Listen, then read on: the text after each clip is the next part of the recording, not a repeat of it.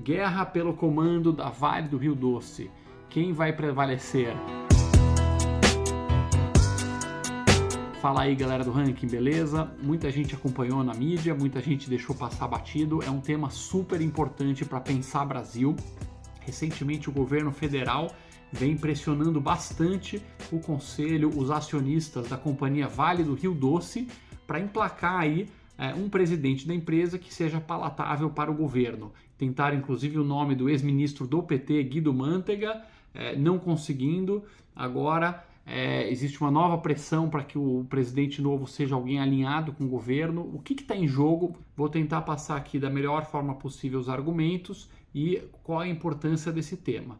Não precisa nem falar, a Vale do Rio Doce é uma das maiores empresas mineradoras do mundo, é uma das grandes joias aí das empresas brasileiras, e o governo quer que o presidente dessa empresa seja alguém alinhado, alguém palatável para a gestão petista, e basicamente eles vão dar os argumentos de quem tem um viés desenvolvimentista. Essa é a cabeça historicamente econômica do PT, de que o papel das empresas no final do dia é servir um projeto de governo, estar dentro do plano econômico maior do país. A Vale do Rio Doce, como sendo uma mineradora gigantesca, tem que fazer parte disso, e claro, o governo vai dizer: olha, quem é o maior acionista da Vale do Rio Doce?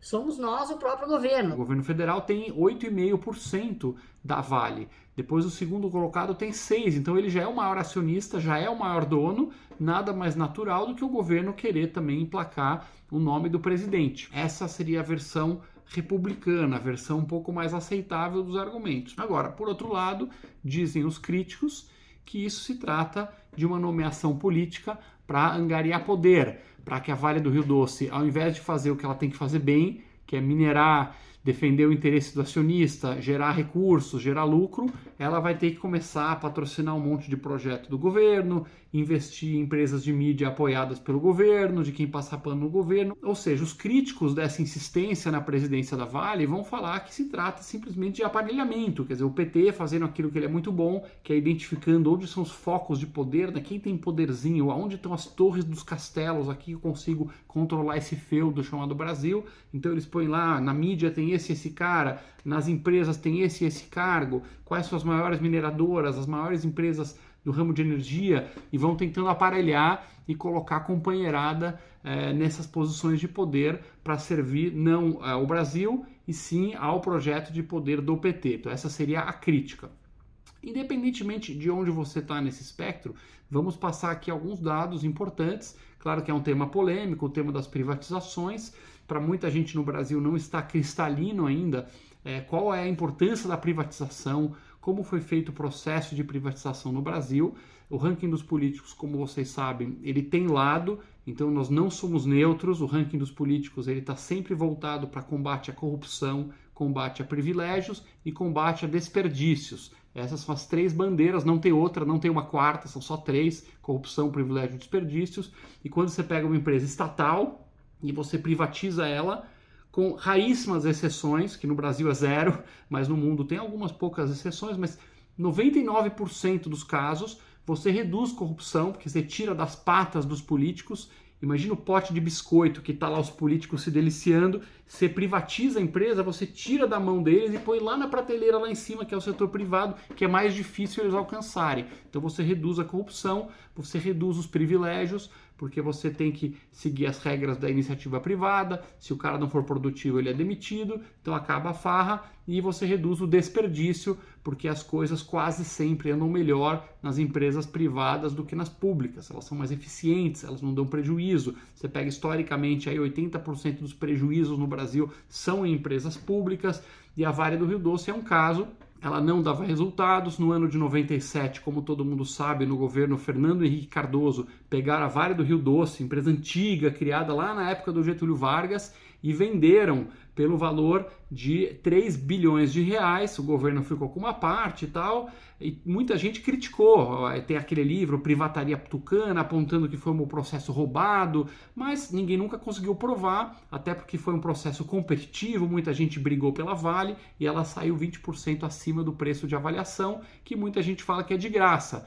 Pô, 3 bilhões é nada, mas ela dá um prejuízo. Então, se dá prejuízo, não vale muita coisa mesmo. Para ter uma comparação, a Vale do Rio Doce, na época, tinha 11 mil funcionários e hoje, décadas depois, ela tem mais de 200 mil funcionários, ou seja, aumentou 20 vezes a geração de emprego, são 20 vezes mais empregos de qualidade. Ela tem um valor de mercado de 300 bilhões, colocando ela entre as 5 maiores mineradoras do planeta Terra. Ela gera só de impostos, pessoal, 10 vezes o valor da venda. Então você fala, que governo trouxa, vendeu a Vale de graça aí, só que a galera que entrou, investiu, contratou pessoas e paga impostos. Para vocês terem uma ideia, tem a manchete aí, recentemente o governo Lula acaba de cobrar da Vale 26 bilhões de reais de outorga, ou seja, só de cobrar da Vale o direito dela poder explorar os minérios, o governo federal arrecadou quase 10 vezes o que ela arrecadou lá atrás com a venda da empresa. Então, fora os impostos que ela paga todo ano.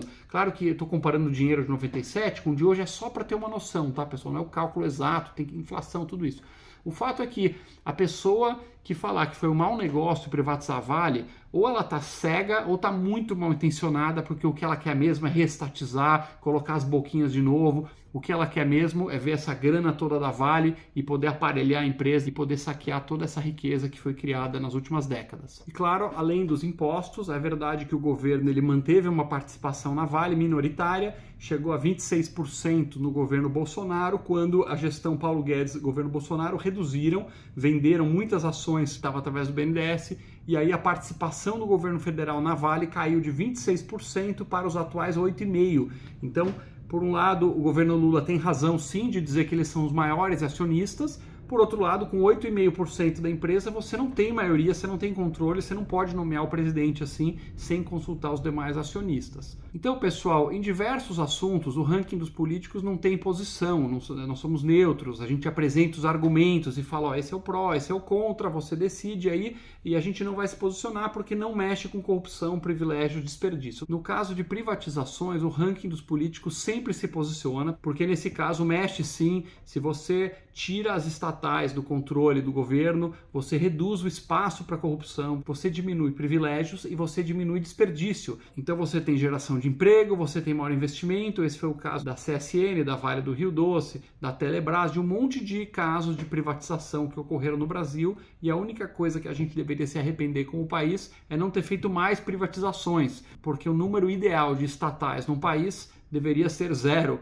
ou próximo de 0, com raríssimas exceções, e o Brasil possui ainda dezenas de estatais. Agora, a gente entende que no caso do governo PT é uma certa dor, existe uma mágoa, existe um ranço dos anos 90, que o PT foi radicalmente contra todas essas privatizações, e existe, claro, uma coceira sempre de, puxa, se a gente pudesse de uma forma reestatizar, aumentar a participação do Estado, o Estado dirigir mais a economia, tanto pelo lado das pessoas mais republicanas que realmente acreditam que isso é melhor para o Brasil, e tem muitas correntes econômicas, muitos desenvolvimentistas, uma parte dos social-democratas acreditam nesse caminho, e claro, tem a parte não republicana que entende que botar as garras aí nas estatais é mais uma forma de aparelhar, mais uma forma de capturar poder e usar as estatais como massa de manobra aí para propaganda, para obras, para dinheiro, para cristalizar cada vez mais o poder do governo atual. Coloca aí nos comentários o que você acha sobre o assunto da Vale do Rio Doce, e se você gostou desse vídeo, siga o Ranking dos Políticos nas redes sociais.